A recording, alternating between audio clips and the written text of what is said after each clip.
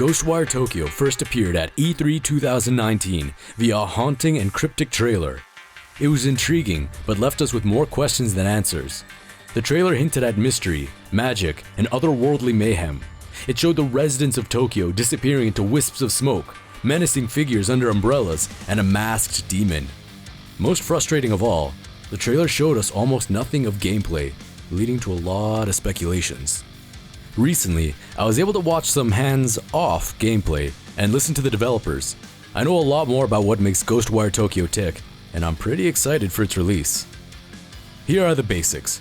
Ghostwire Tokyo is a first-person shooter of sorts, though gunplay probably never appears, so let's call it a first-person action game. You play as a character named Akito, and your task is to cleanse Tokyo of the mysterious visitors. Directed by figures wearing hanya, demon masks, the visitors are trapping the spirits of Tokyo's residents. The landscape of the city is desolate and empty of life, but when you free a section from the evil forces, it comes back to its old bustling self. Akito has an unseen spirit guide of sorts named KK. KK acts to alert Akito to important elements in the environment and helps push him and the story forward.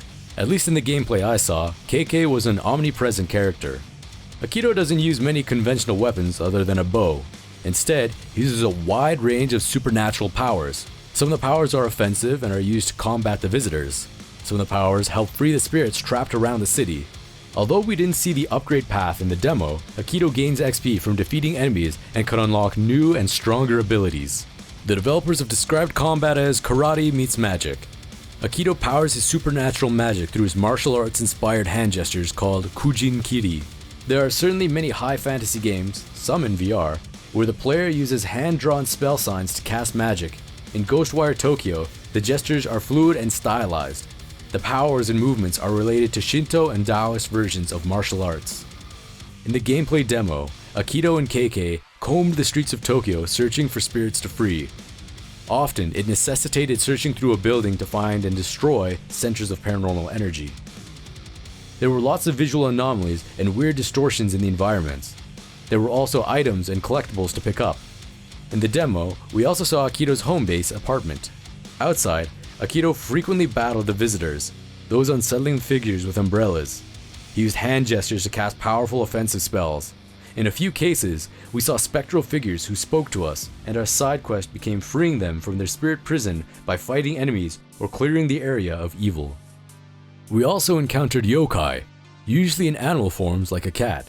It appears that in Ghostwire Tokyo, yokai can be both adversaries and helpful spirits. One of the longer sequences in the demo involved Akito clearing a shrine district of the visitors. Corrupted areas are often marked by torii gates of swirling energy that must be cleansed. Clearing a district involved destroying all the visitors of supernatural enemies within a section of the city. It wasn't clear whether a district that has become cleansed can again be corrupted later. It's also unclear how much of Tokyo is modeled in the game, but what I saw looks great. Although some of the textures were a little simple and lacking in detail, the game's lighting and supernatural effects were very striking and effective. There are lots of authentic touches in the environment, which were mostly seen at night. There's also a surreal and otherworldly spirit realm in which Akito encounters the hanya. I was particularly struck by the game's music. It often uses ancient Japanese music called gagaku, mixed with some more contemporary electronics. It strongly suggests an unearthly mix of reality and the supernatural. Combat looks like a lot of fun, with many options and approaches to enemies as Akito grows stronger and more experienced. Although Ghostwire Tokyo is a unique game, I felt at least some echoes of games like Prey, Deathloop, and Bioshock series in the way that spells and powers were used. Since those were among my favorite action games, I'm not complaining. Going into the gameplay preview armed with a little more background than the trailer, I was excited by what I saw. Ghostwire Tokyo is a surreal blend of Japanese mythology, the supernatural, and first-person combat. Though it borrows elements from other games, its blend of karate and magic is pretty singular. I'm anxious to learn more, and even more anxious to get my hands on the game when it releases later this year.